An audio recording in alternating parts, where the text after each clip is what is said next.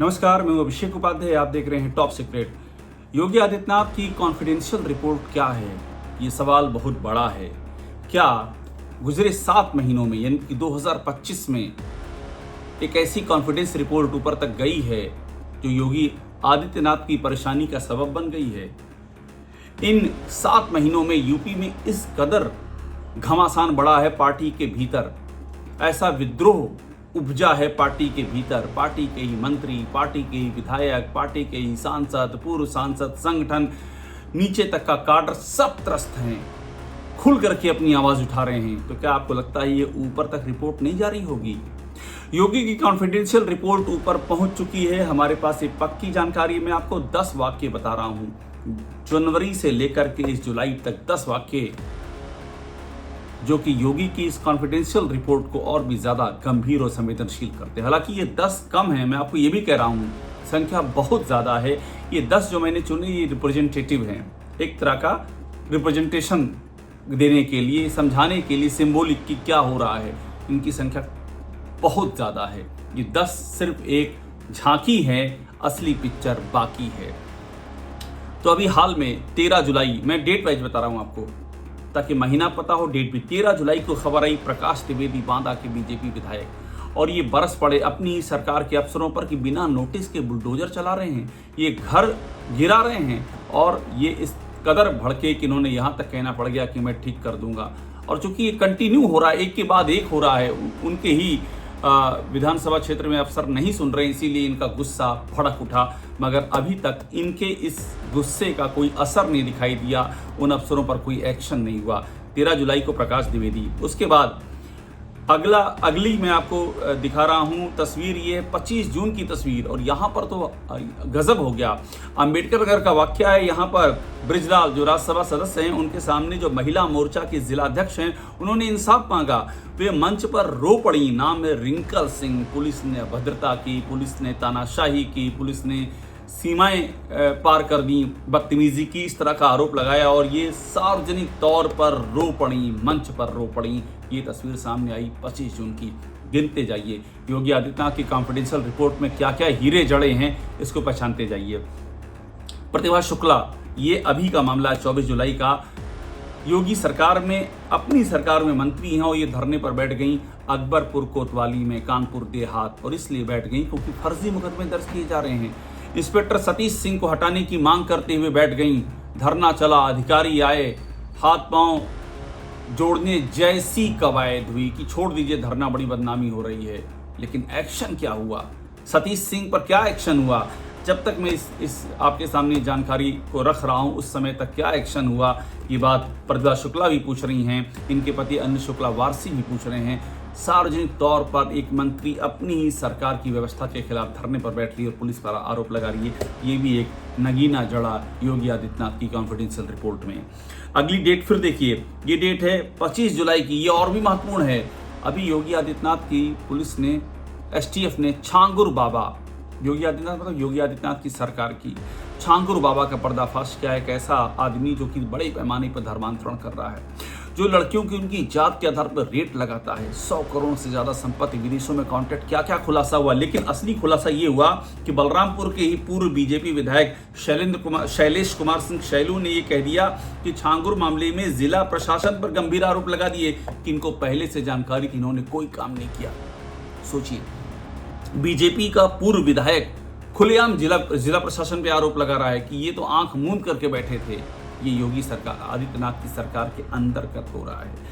इसके बाद थोड़ा पहले ले जाएं, 14 जनवरी 2025, और एक सनसनीखेज बयान आता है संजीव बालियान का, बीजेपी के पूर्व सांसद, 2 बार के सांसद, कद्दावर नेता, और ये कहते हैं कि भ्रष्टाचार का आरोप लगाते हैं मुजफ्फरनगर की पुलिस पर कि जमीन पर अवैध कब्जे के मामले में इसने सारी सीमाएं क्रॉस कर दी हैं। अवैध कब्जे से लेकर के करप्शन में डूबी हुई, और जब उन्होंने आरोप लगाया उनकी सुरक्षा वापस ले ली गई। बाद में हल्ला मचा, सुरक्षा लौटानी पड़ी, योगी सरकार ने मुंह की खाई। लेकिन ये बात स्थापित हो गई कि यहाँ पर विधायक, मंत्री, पूर्व सांसद, कोई भी इस सरकार से संतुष्ट नहीं है, हर कोई प्रताड़ित है। अगली तारीख बड़ी महत्वपूर्ण है, ये है 4 जनवरी की। अभी मैंने बताया था आपको 14 जनवरी की तारीख, और अब ये 4 जनवरी की तारीख है। ये है नंद किशोर गुर्जर का मामला।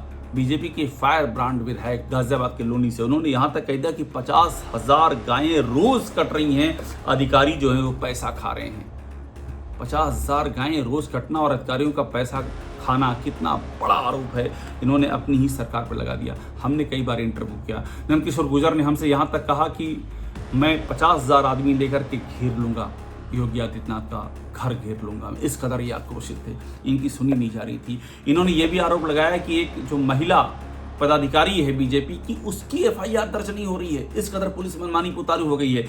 इनकी राम कथा पर लाठियां चला दी पुलिस ने। ये सब हुआ और जब आंदोलन छिड़ा नंद किशोर गुर्जर ने, तो उसके बाद सरकार घुटनों पर आई और उस अधिकारी को हटाना पड़ा जिसके खिलाफ नंद किशोर गुर्जर लगातार आंदोलन छेड़ रहे थे। इसके बाद अगली डेट देखिए, ये डेट है 2 जनवरी की।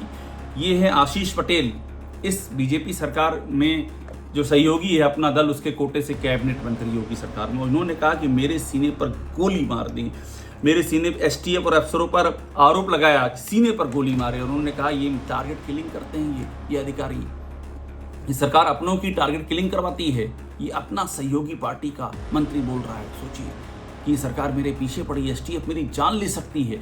इस तरह के बयान दिए, नाम लिए सूचना विभाग के अधिकारियों का जो इसमें लगे हुए हैं।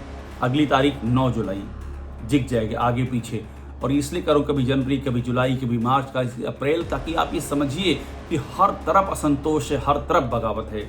ये संजय निषाद हैं, बीजेपी के एक और सहयोगी हैं, कैबिनेट मंत्री हैं।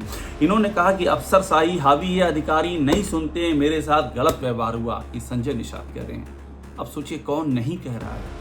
योगी आदित्यनाथ किस बात की सरकार चला रहे हैं जब उनकी ही पार्टी के मंत्रियों की, विधायकों की, सहयोगियों, किसी की सुनवाई ही नहीं हो रही है। भ्रष्टाचार चारों तरफ बह रहा है, कोई लगाम लगाने वाला नहीं, तो सरकार किस बात की चला रहे हैं। अब देखिए एक और विस्फोटक चिट्ठी आई 8 जुलाई को, ये सामने आई चिट्ठी। ये नंद गोपाल गुप्ता नंदी, एक और कैबिनेट मंत्री, और उस चिट्ठी में लिखा कि अफसर काम नहीं करने दे रहे हैं। ये योगी सरकार के कैबिनेट मंत्री लिख रहे हैं कि ये अफसर हमको काम नहीं करने दे रहे हैं। कितना बड़ा एम्बैरेसमेंट है। नंदी के इस आरोप ने हलचल मचा दी, जम करके इसकी कवरेज हुई, लेकिन हुआ क्या? सवाल ये है इन तमाम आरोपों पर हुआ क्या? जब सरकार के गले तक बात आ गई तो उसने थोड़े बहुत एक्शन ले लिए, लेकिन सरकार ने सिस्टम को ठीक करने की कोई कोशिश नहीं की। योगी आदित्यनाथ के चारों आरोप के सारे तो अभी शब्द छोड़ देते हैं, जांच के बाद क्या पता सारे आ जाएं, लेकिन ठीक ठाक संख्या में ऐसे करीबी अधिकारी जिन पर भ्रष्टाचार के गंभीर आरोप हैं, जिन पे अनियमितता के आरोप हैं, जिन पे नियम कायदों को ताक पर रखने के आरोप हैं, जिन पे अवैध संपत्ति के आरोप हैं। लेकिन योगी आदित्यनाथ की सरकार बहुत मुसीबत पड़ती है तो 1-2 पर एक्शन ले लेती है, बाकी सब के सब अपनी जगह पर जमे हुए हैं, डटे हुए हैं। अब देखिए नंदी के बाद एक ये 19 जून 2025 की तारीख है, और इसमें एक और बड़ा बवाल हुआ ये कि रविंद्र जायसवाल जो इस सरकार में एक और मंत्री हैं, इन्होंने कहा स्टाम्प रजिस्ट्रेशन ये सब इनके तहत आता है। इन्होंने कहा कि मेरी कोई सुनता नहीं, विभाग में तबादले हो गए, मुझसे पूछे बगैर विभाग में ट्रांसफर कर दिए कि मेरी कोई सुनता नहीं। योगी आदित्यनाथ के पास पहुंच गए गिड़गिड़ाते हुए कि महाराज जी मेरी कोई सुन नहीं रहा है, मेरे विभाग में ट्रांसफर हो गए, मुझे को पता नहीं चला, किस चीज के ट्रांसफर कर दिए गए, नियम कानून ताक पर रख दिए गए। ये गिड़गिड़ाते हुए सामने आए रविंद्र जायसवाल। मैं फिर कह रहा हूँ ये 10 तो सिर्फ झांकी है, असली पिक्चर बाकी है। असली पिक्चर में आपको कानपुर के CMO का मामला भी जोड़ना होगा। CMO का मामला जहां पर योगी आदित्यनाथ जो मामला था स्वास्थ्य विभाग का उसको तोड़ करके सामने आ गया और CMO को सस्पेंड कर दिया, जबकि ये DM बनाम CMO की लड़ाई थी। CMO अनुसूचित जात का, DM का नाम जितेंद्र प्रताप सिंह। आरोप लगा कि योगी जितेंद्र प्रताप सिंह के साथ खड़े हो गए और CMO पर एक्शन ले लिया, जबकि आरोप दोनों ओर से थे। बाद में हाईकोर्ट ने जब CMO के पक्ष में फैसला दिया तब भी योगी आदित्यनाथ की सरकार नहीं मानी। पुराने वाले CMO को जिसको लेकर के आए थे उसको वहां बिठा दिया गया, पुलिस भेज दी गई। जब CMO कंटेम्प्ट में गए डॉक्टर हरदत्त नेमी, तब सरकार को समझ में आया और सरकार ने हाथ पैर पीछे खींचे और उनको कहा नहीं आप बैठिए, अब आपको कोई डिस्टर्ब नहीं करेगा। ये इस सरकार के काम करने की शैली है। कितने विभागों में कितने तबादले हुए हैं, तबादले कौन कर रहा है?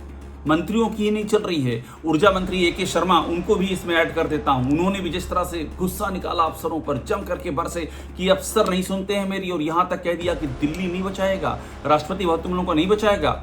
मेरे खिलाफ साजिश हो रही है। ये कौन सब संचालित, कहां संचालित हो रहे हो? कौन संचालित कर रहा है, यहां तक बोल दिया AK शर्मा ने, एक और कैबिनेट मंत्री योगी सरकार के। और फिर क्या हुआ, योगी आदित्यनाथ ने उन्हीं बिजली विभाग के अफसरों की मीटिंग बुला ली। सवाल यही उठा कि अफसरों को डायरेक्शन कहां से आते हैं, अफसरों में इतना साहस कहां से आता है कि अपने मंत्रियों की नहीं सुनते हैं। पीछे से कौन संरक्षण देता है, कौन पीछे से तथास्तु कहता है कि मैं हूं, चिंता मत करना, मैं हूं ना, ये कौन कहता है। ये सारे सवाल उठे। ये कॉन्फिडेंशियल रिपोर्ट अपने आप में बताती है कि यूपी में बिल्कुल भी चीजें ठीक नहीं चल रही हैं। गुस्से का लावा फूट रहा है, फपक रहा है, कभी भी ये लावा फट करके चारों ओर बह सकता है। और अगर ऐसा होता है तो बीजेपी के लिए बहुत बड़ा एम्बैरेसमेंट होगा। और 2027 के लिए जो बीजेपी की जमीन खिसक रही है, ये उसकी भी जीती जागती तस्वीर है। टॉप सीक्रेट देखते रहिए, लाइक कीजिए, इसे सब्सक्राइब जरूर कर लीजिएगा।